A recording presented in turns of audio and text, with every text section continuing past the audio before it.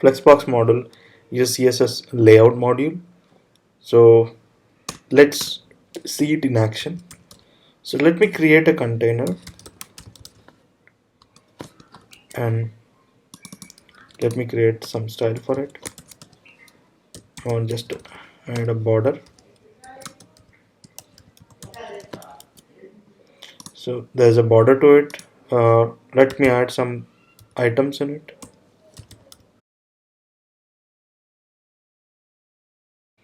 Now I have some items here. So let me add some style to the items as well so that they can easily be identifiable.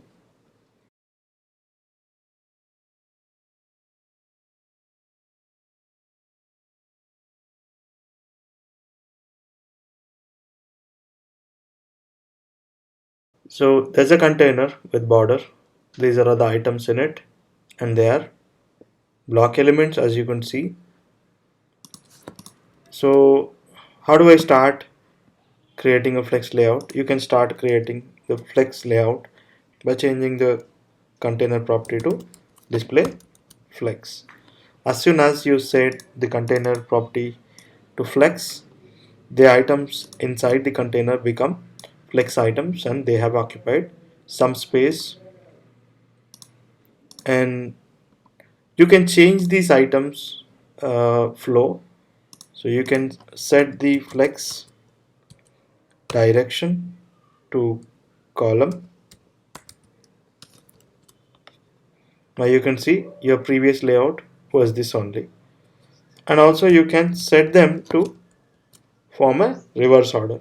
So it's the same column layout only, but it's bottom up. They started at the bottom. The column started at the bottom and went to the top. So same way you can do it with row 2.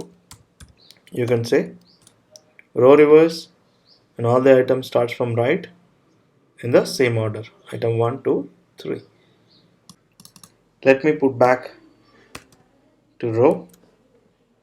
Now if I have these elements that were bigger and more,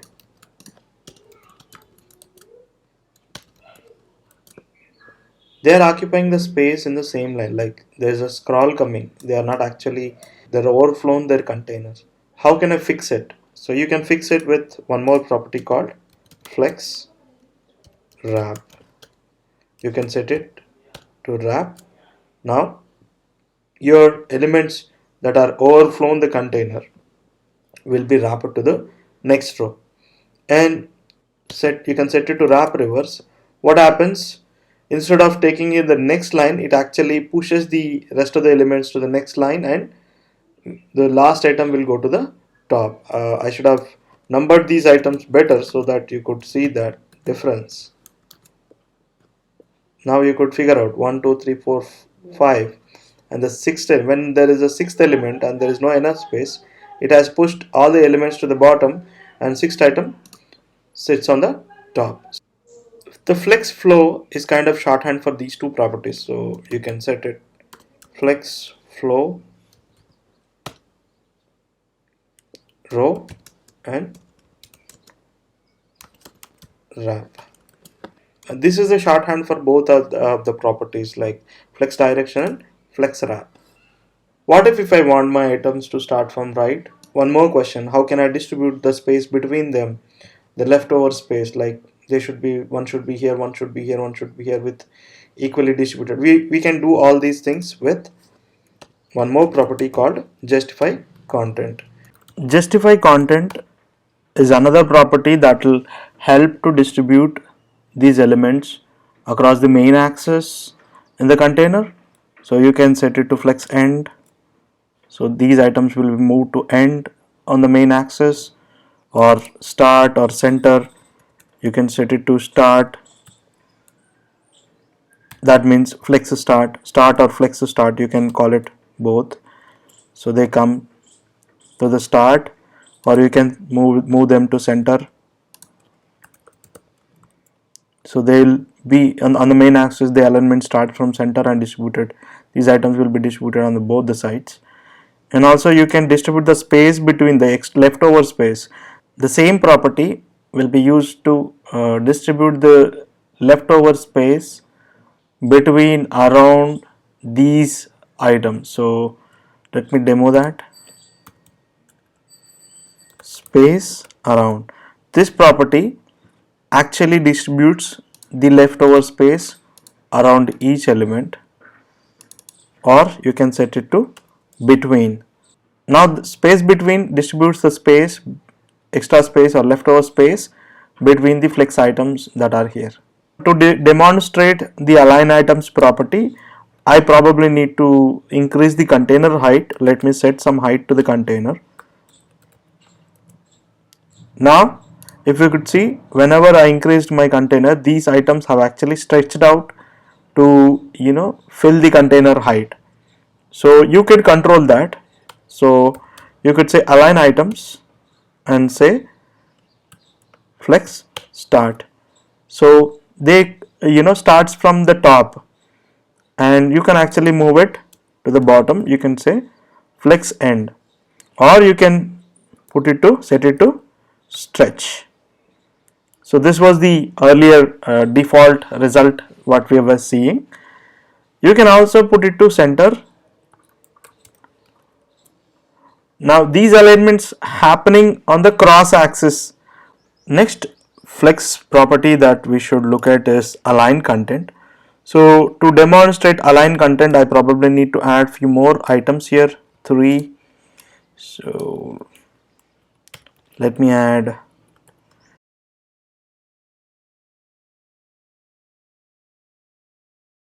Now I have 10 items in my container. The entire content is kind of added and distributed, and it's wrapped. It is now having 2 rows. So if I wanted to push the entire content to bottom or top or to the center, not just one row, entire content, the whole content of it, to push it, you can control it with align content property. You can put it to end. All the content will be pushed to the bottom and grows to the top, and also the same with start. Everything starts from the top and everything is grown towards bottom, and you can put it to center too. So everything actually kind of spans from center and grow to the bottom and top. Next up is gap, like how much gap we need between these items, how much space we need to keep. So that kind of property that we're going to look at. So let me remove the margin here, not to have some margin, space around, space between, and see them plain. Like now there's extra letter in the 10, this is causing the extra space here. So let me put it 9 or 0. Now it is in the same lines of the other elements. So just for demonstration purposes, I'm keeping everything on the same width. So now that there's no gap between them and everything is kind of stick together, you can set the gap. So instead of having it in center, let me move it to the flex start. So I want all the content to start from top. So now I can set the gap property to 10 pixels. You could see what happens.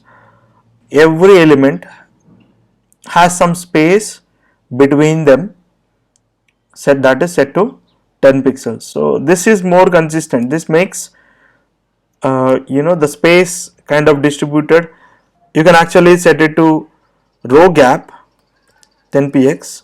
It will only puts the gap between rows, and you can also set the column gap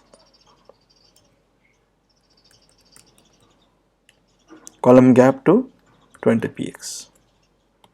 See, the gap is not much, having not much different. So now you could see the gap of the row is 10 pixels. The gap between the columns is kind of, let me remove and all the items and put back the 3 original items. Next item is flex grow. Flex grow property kind of defines how your child element should grow, how they should occupy the space uh, by stretching themselves. So the grow actually kind of goes on to the child element. So let me add some child classes like item 1.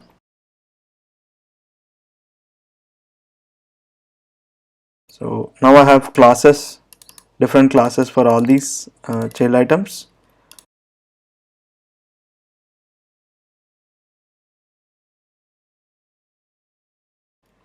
So now if I set everything to flex 1,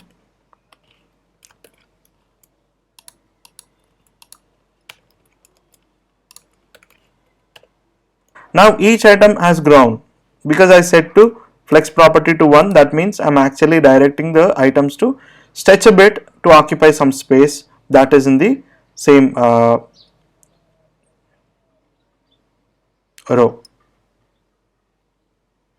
So let me remove the gaps. Just say gap 2 pixels. The flex property kind of allow the item to grow to occupy its own share space. So if there are 3 items, these 3 items have allowed to occupy their share. So if it is divided into 3 parts, each other item occupied their share. So let's say if I wanted to assign extra space to this item, so I can go here, I can put it to 2. Now what happens if this property actually occupy x space, whenever I set it to 2, so it actually multiplies this share and occupy that much space. So if this is flex 1, if this is flex 2, twice of these items and that will be added to item 2. So yeah, not typically that, so it will split into 4 different columns, and 2 columns will be item 2 and 1 column will be item 1 and 1 column will be item 3. So it works that way. Now the order is set in the childs. If you wanted to change this order kind of like this, sorry, the order starts from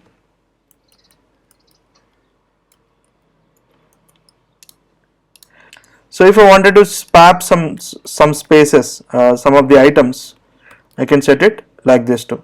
So my second item has come to first position and my first item has come to second position. Or if you want the last item to come first, you can set it order to 0, 1 and 2. Now we have the reverse order 3, 2, 1. This is how order works. Next item to understand is flex shrink.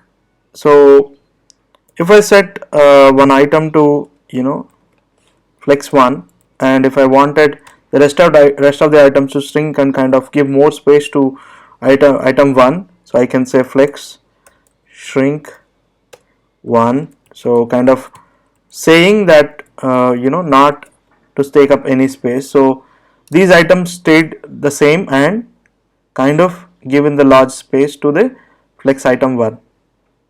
We reached the end of the topic. Let me know how I did. Please do subscribe. Please do post comments like how I did, and do feedback. That would encourage me to do my future videos even better.